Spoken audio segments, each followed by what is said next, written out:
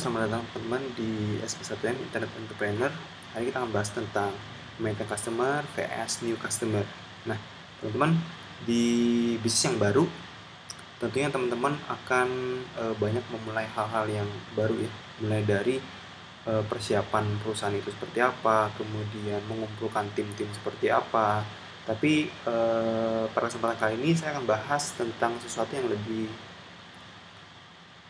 untuk menjadi uratnya perusahaan nantinya, urat nadinya perusahaan, di mana biasanya teman-teman pasti akan menghadapi yang namanya teman-teman akan struggling atau berjuang untuk cari namanya customer, membangun customer, mencari customer yang baru, ya kan, mencari sales lah intinya. Karena kalau kita tidak bisa menjual apapun, ya perusahaan itu nggak akan bisa jalan, ya. Nah, perjuangan sendiri untuk mencari customer ada berbagai macam cara tentunya ya, baik itu secara online maupun offline. Ya, saya sebut onliner atau offliner. Nah, ini sendiri ada dalam merupakan marketing diversity ya. Jadi diversifikasi marketing. Jadi entah itu teman-teman maupun menggunakan pendekatan offliner atau pendekatan online ataupun offline, itu tentunya teman-teman yang lebih tahu, dan tentunya keputusan teman-teman sendiri mau jalankan yang mana di perusahaan atau bisnis teman-teman ya. Nah, ada juga yang bertanya kepada saya, sebetulnya dari keduanya yang mana yang lebih baik, gitu kan? Nah, di marketing sukses sebetulnya online dan offline itu bersinergi satu sama lain, karena online sendiri itu akan ada banyak kekurangannya, termasuk juga offline akan banyak ada kekurangannya, sehingga kita harus menjalankannya dan intinya memix kedua-duanya agar menjadi sebuah kegiatan atau solusi marketing yang sukses dan powerful banget ya. Jadi kedua-duanya. Nah, sebetulnya ada realita dalam bisnis di mana ini kebanyakan dari kita itu selalu fokus dengan yang namanya customer baru. Sebisa mungkin kita cari customer sebanyak-banyaknya. Pada prinsipnya betul, ya. Tapi sadarkah teman-teman bahwa mencari customer yang baru itu ternyata 5 kali lebih mahal daripada customer yang sudah ada, ya. Nah, kebanyakan dari kita atau teman-teman sales ataupun marketing itu lebih berorientasi kepada saya mau customer yang banyak, ya. Tidak ada yang salah dengan hal itu, tapi perlu diingat bahwasanya customer yang sudah ada perlu dijaga, dan itu sudah tanpa biaya. Sedangkan untuk mencari customer baru itu 5 kali lebih mahal, ya. Oke, kita bahas sedikit tentang marketing diversity dari sisi offline maupun online gitu ya. Nah, dari online di bagian yang kiri atas itu yang gratis bisa menggunakan sosial media, email marketing ya. Kalau yang offline mulai dari publisitas, dari penerbitan press release begitu ya. Teman-teman ngomong seperti saya gitu kan, atau menulis sebuah artikel gitu kan. Atau dari offline juga bisa referral ya, jadi word of mouth begitu ya. Dan networking juga sama seperti word of mouth atau arisan begitu kan, atau perkumpulan komunitas begitulah ya. Nah, sedangkan kalau yang online yang berbayar itu mulai dari SEO, pay per click, kemudian dari corporate website, dan masih banyak lagi lainnya. Tentunya teman-teman bisa browsing dan belajar lebih banyak untuk hal yang di sana.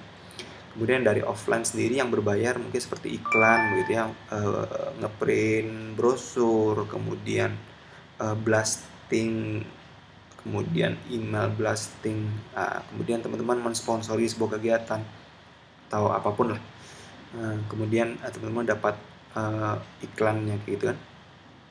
Networking sendiri yang berbayar ada juga, jadi teman-teman masuk ke sebuah komunitas yang grup yang profesional atau yang dalam tanda kutip ya, untuk masuk perlu ada modal lah itu. Kemudian teman-teman bisa juga lakukan jasa branding gitu ya. Nah, itu beberapa hal yang bisa didapatkan dari online dan offline. Nah, sebelum lanjut, tahu nggak teman-teman, berdasarkan riset nih, ada 5 alasan kenapa customer itu meninggalkan kita. ya. Bagi teman-teman yang baru atau perusahaan atau bisnis yang baru, tentunya teman-teman harus teman-teman harus ketahui ini lebih dulu agar teman-teman bisa menghindari ini kemudian hari. Ya, bagi teman-teman yang sudah terlanjur, ya inilah saatnya kita bertobat gitu ya. Nah, ternyata 68% itu customer meninggalkan kita karena mendapatkan penanganan yang buruk, ya. Jadi mereka merasa kurang dihargai seperti itu, atau mereka merasa servis kita itu kurang baik, ya. 14% kecewa dengan produk atau jasa kita. Jadi lebih ke dari kita ke dianya. Nah, kalau yang 68% tadi yang dia rasa, gitu ya. Nah, kemudian kalau ternyata 99% itu karena mereka melihat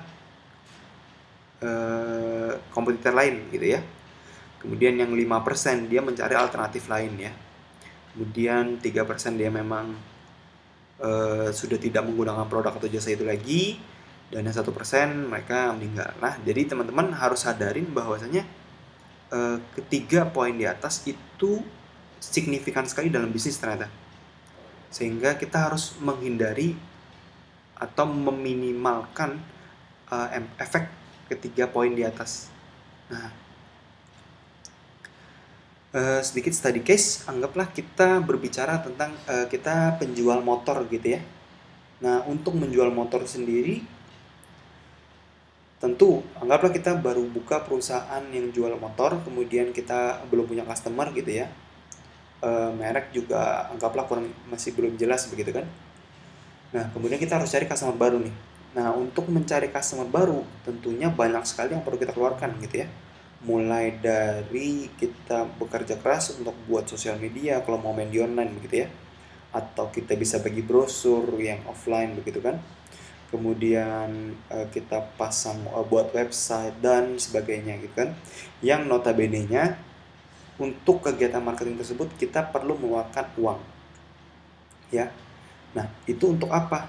Tentunya untuk membuat customer itu bisa datang ke kita untuk lihat produk kita dan beli produk kita. Finish. Tapi sekali lagi yang perlu diingat adalah kita akan pasti keluar modal yang bisa dikatakan untuk operasional perusahaan kita yang pasti akan ada, ya, entah itu effort yang luar biasa, entah itu waktu, entah itu uang untuk iklan dan sebagainya macam bentuk gitu ya. Nah, balik lagi ini untuk bisa kita jualan tadi mungkin kita bisa buat info-info tentang spesifikasi motor kita gitu kan. Untuk yang publisitas ya kita buat sosial media tentang motor kita bisa mengumpulkan list building untuk nanti dibahas tentang informasi-informasi yang bermanfaat buat kendaraan gitu kan.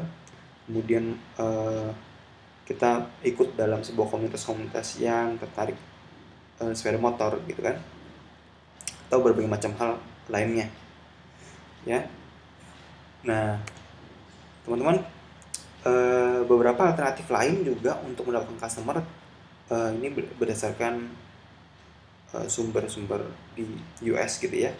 Mereka investasikan melalui internet research begitu ya, internet searching, SEO begitu ya. Kemudian mereka iklan di Yellow Page, kemudian mereka pasang iklan online begitu ya. Kemudian mereka cari list building dan mereka ngeblas email.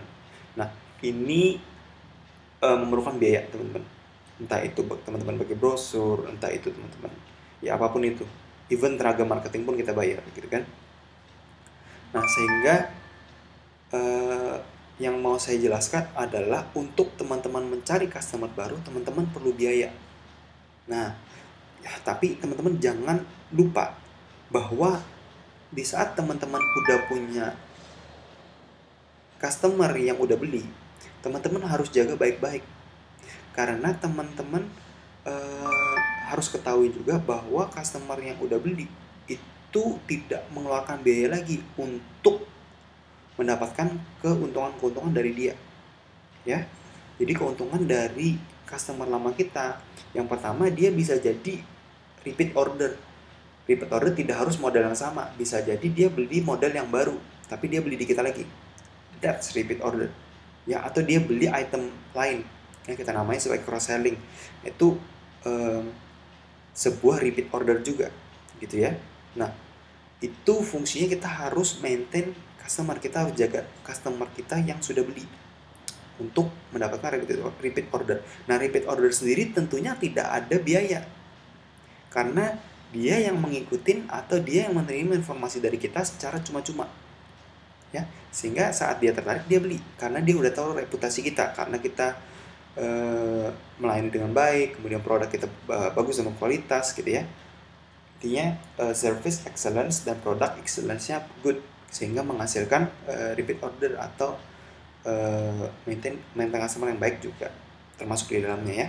Nah, kemudian keunggulan lainnya bisa jadi dia nggak beli, customer kita nggak beli, tapi dia mereferensikan karena teman dari dia dan teman-teman dari dia itu ada banyak banget.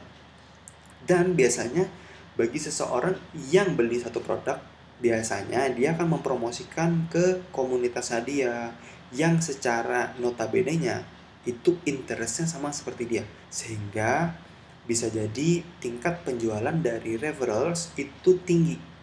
Entah itu mereka beli karena sungkan, ya, udah ditawarin temen gue nggak beli kan sungkan, bisa jadi seperti itu ya, yang pasti menghasilkan sales buat kita secara cuma-cuma ya. Nah, kemudian yang terakhir kita bisa juga ini nggak yang terakhir, maksudnya masih ada juga yang lain, cuma yang saya bahas 3 ini. Nah, selain dari itu kita mendapatkan yang namanya personal branding karena kita direferensikan gitu kan ke komunitas-komunitas secara gratis gitu kan. Nah, apa yang kita jual, even diri kita sebagai penjual pun akan mempunyai kredibilitas yang tinggi, sehingga orang akan dengan senang hati secara gratis mereferensikan nama kita, produk kita ke teman-teman dia, dan terjadi lagi teman-teman dia mereferensikan lagi ke teman-temannya teman dia.